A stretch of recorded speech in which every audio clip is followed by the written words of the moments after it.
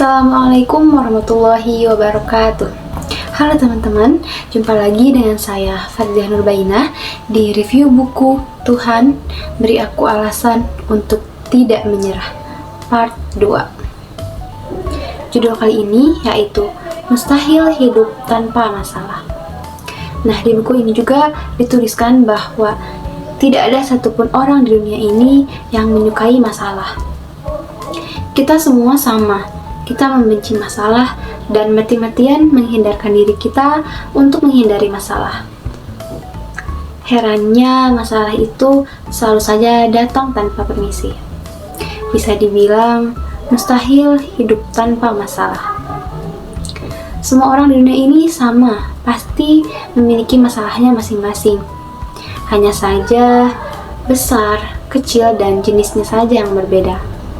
Entah itu masalah dalam pekerjaan, hubungan, kesehatan, atau bahkan pikiran dan perasaan kita sendiri. Karena masalah itu bagian dari perjalanan hidup. Kita belajar dan kita jadi lebih kuat karena kita bisa menghadapi masalah.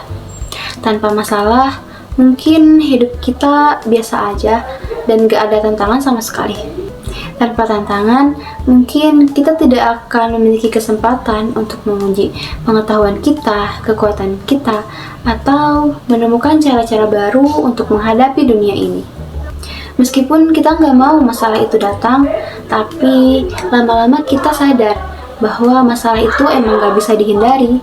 Tetapi kita bisa belajar bagaimana cara menghadapi dan cara mengatasinya. Selama manusia masih hidup, masalah akan selalu datang. Jadi jangan bermimpi kehidupan ini 100% akan berjalan mulus tanpa masalah. Karena masalah itu bagian dari kehidupan kita. Selama kita masih hidup, masalah akan selalu datang menyapa kita. Namun ini juga berarti bahwa selama kita masih mengalami masalah, itu tandanya kita masih hidup. Benar kan? Lantas, mengapa kehidupan ini selalu dipenuhi dengan masalah? Bukankah Allah itu maha penyayang kepada hamba-hambanya? Nah, di buku ini juga tertulis bahwa inilah yang harus kita pahami. Sesungguhnya hidup itu adalah sebuah ujian. Yang namanya ujian, tentunya kita akan diberi masalah-masalah yang harus kita hadapi dan harus kita pecahkan. Penulis mengibaratkan persis sewaktu kita mengikuti ujian di sekolah, soal-soal ujian itu adalah masalah-masalah dalam kehidupan kita. Kemudian, pengawas ujiannya adalah para malaikat pencatat amal, lalu yang menilai hasil ujiannya adalah Allah Subhanahu wa Ta'ala. Dan waktu ujian itu lamanya sesuai dengan usia kita. Bila kita telah meninggal atau kita telah tiada, berarti selesai pula ujian hidup yang diberikan Allah Subhanahu wa Ta'ala kepada kita. Nah, sekarang kita tahu kan bahwa fungsi kehidupan di dunia itu adalah ujian bagi manusia. Namanya juga ujian, soalnya pasti sulit.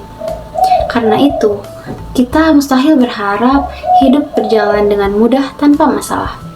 Namun, kita jangan khawatir, karena setiap kali masalah datang, pasti sudah diatur sesuai dengan kemampuan kita masing-masing.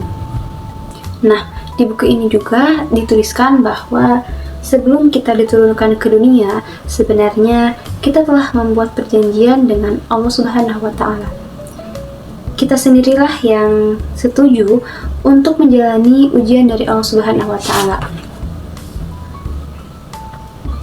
Nah, terdapat dalam Quran Surat Al-Ahzab ayat 72. Dari ayat tersebut, amanat yang dimaksud adalah menjalankan perintah Allah dan menjauhi larangannya. Dari ayat itu, kita mengetahui bahwa sebelumnya Allah telah menawarkan kepada makhluk-makhluk lain seperti langit, bumi, dan gunung-gunung. Tetapi mereka menolak untuk menerima amanat itu, bukan karena membangkang, melainkan mereka merasa khawatir tak mampu menanggungnya. Namun, ketika tawaran itu ditawarkan kepada manusia, manusialah yang menyanggupinya. Kenapa manusia bisa menyanggupinya? Karena manusia tergiur dengan imbalannya. Allah memang berjanji apabila amanat ini ditunaikan, maka siapapun yang menerimanya akan mendapatkan pahala yang besar.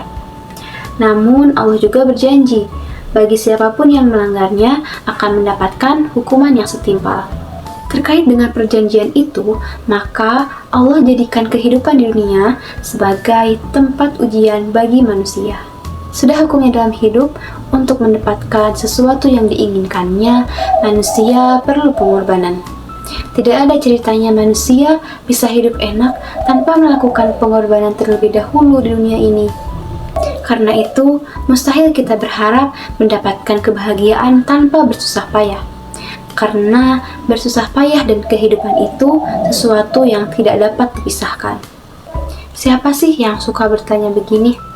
Kenapa ya? Padahal saya rajin sholat, saya rajin puasa, saya rajin sedekah, tapi kok masalah hidup saya makin bertambah ya?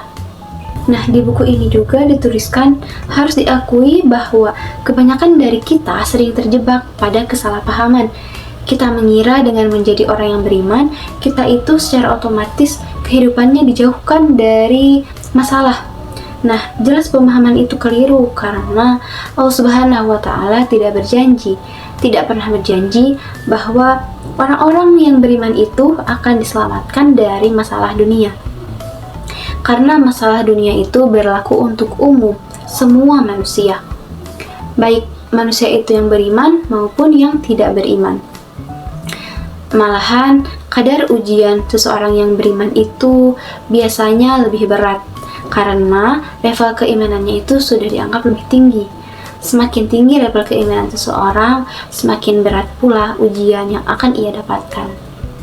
Lalu, mengapa ada orang yang terlihat seperti tidak memiliki masalah? Mengapa di sekitar kita terlihat ada orang-orang yang selalu terlihat bahagia, selalu senang terus, rezekinya melimpah, punya karir yang membanggakan, keluarganya selalu senang, padahal mereka jarang beribadah kepada Allah Subhanahu wa Ta'ala.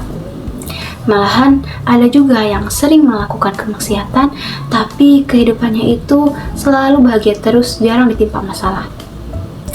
Tenang kawan, nah kita tidak perlu merasa iri dengan kehidupan mereka, karena bisa jadi apa yang terlihat baik menurut kita belum tentu baik pula menurut Allah Subhanahu wa Ta'ala. Berhati-hatilah, jangan sampai kita tertipu dan kita merasa iri dengan kehidupan mereka, karena bisa jadi itu adalah istidraj. Lalu, apa itu istidraj? Istidraj artinya jebakan berupa kelapangan rezeki, padahal orang yang diberinya itu berada dalam keadaan maksiat secara terus-menerus. Nah, biasanya istidraj ini menimpa kepada orang-orang yang hatinya itu sudah mengeras bagaikan batu. Kemudian mereka yang sombong dan tidak mau menerima kebenaran. Allah Subhanahu wa Ta'ala berfirman, sungguh mereka orang kafir merencanakan tipu daya yang jahat, dan aku pun merencanakan tipu daya yang jitu. Quran Surat At-Tariq ayat 15 sampai dengan 16. Kelak mereka akan merasakan hukuman yang datang secara tiba-tiba, dan Allah pun berjanji, maka tatkala mereka merupakan peringatan yang telah diberikan kepada mereka, kami pun membukakan semua pintu-pintu kesenangan untuk mereka, sehingga apabila mereka bergembira dengan apa yang telah diberikan kepada mereka, kami siksa mereka dengan sekonyong-konyong, maka ketika itu mereka terdiam berputus asa. Quran Surat Al-An'am ayat 44. Nah, jadi jangan hanya karena saat ini hidupmu merasa sedang banyak masalah, bukan berarti Allah tidak menyayangimu. Melainkan bisa jadi Allah sangat mencintaimu sehingga dengan sengaja memberikan banyak masalah dalam hidupmu agar kamu menjadi lebih kuat dan mendapatkan pahala kesabaran. Bila kita mau memahami bahwa orang berbahagia dengan kehidupannya itu bukanlah orang-orang yang benar-benar tidak memiliki masalah dalam hidupnya, melainkan hanya mereka yang bisa berdamai dengan masalah-masalah hidupnya, itulah yang akan menemukan kebahagiaan. Mungkin sekian video kali ini, nanti kita lanjut di part 3. See you!